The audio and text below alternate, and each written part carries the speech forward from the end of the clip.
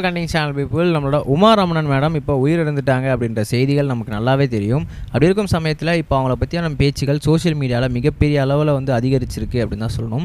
என்ன அப்படின்னு பார்த்தீங்கன்னா, அவங்க வந்து இறந்துட்டாங்க அப்படின்ற விஷயங்கள் இருந்தாலுமே கூட அவங்க என்னப்பா திடீர்னு வந்து இறந்துட்டாங்க, அவங்க ஃபேமிலி பற்றி என்ன விஷயங்கள்லாம் தெரியுமா அப்படின்னு கேட்கும்போது ஒருத்தங்க ஒரு விஷயத்தை ஷேர் பண்ணிட்டு இருந்துக்கிறாங்க. அந்த வகையில் இப்போ நம்மளோட உமா ரமணன் மேடமோட வீட்டில் அவங்களோட வீட்டில் அவர் வந்து உயில் எழுதி வச்சு இறந்துருக்காங்க.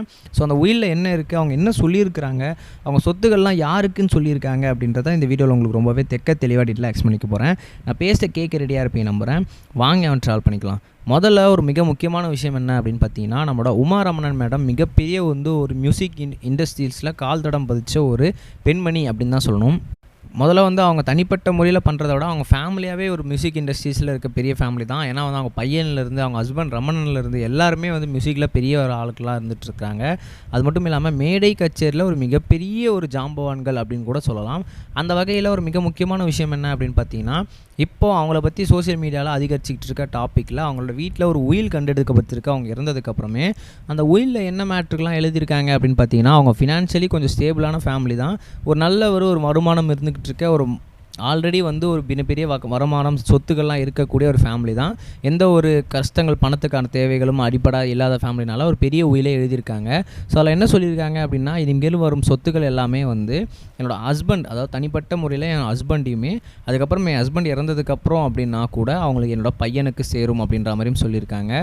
ஸோ முதல் சொத்து எல்லாமே என் ஹஸ்பண்டுக்கு தான் போகும். என் ஹஸ்பண்டுக்கு அப்புறம் தான் வந்து அவரோட வாழ்க்கையெல்லாம் முடிஞ்சதுக்கப்புறம் என்னோடய மொத்த சொத்துக்களுமே வந்து என்னோடய பையனுக்கு போய் சேர்ந்துரும் அப்படின்ற மாதிரி அவங்க எழுதியிருக்காங்களாம். ஸோ அதை பார்க்கும்போதே ரொம்பவே சந்தோஷமாக இருந்துச்சு. அவங்க வந்து ரொம்ப பிளான்டாக எழுதியிருக்காங்க.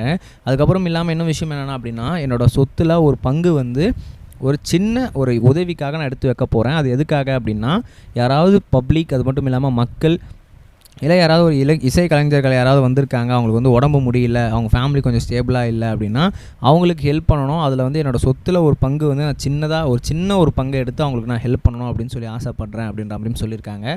ஸோ கண்டிப்பாக வந்து என் ஹஸ்பண்டுக்கும் என் பையனுக்கும் அதில் உரிமை இருக்குது. அவங்க வந்து எப்போ வேணாலும் யாருக்கா ஹெல்ப் பண்ணணும் அப்படின்னா அந்த பங்குலேருந்து எடுத்து கொடுக்கலாம் அப்படின்ற மாதிரியும் சொல்லியிருக்காங்க. ஸோ மற்றபடி என்னோடய வீடு, என்னோடய கார், இது எல்லாமே வந்து ஃபஸ்ட்டு என் ஹஸ்பண்டை வந்து நாட போகுது, அதுக்கப்புறம் தான் வந்து என்னோடய பையன்கிட்ட போக போகுது அப்படின்ற மாதிரி அவங்க அனௌன்ஸ் பண்ணியிருக்காங்க. ஸோ இது கேட்க ரொம்பவே சந்தோஷமாக இருக்குது. ஃபேன்ஸ் எல்லாமே அதை பகிர்ந்துட்டு வந்துட்டுருக்காங்க. அவங்களுக்கு எல்லாருமே இரங்கலும் தெரிவிச்சிட்ருக்காங்க.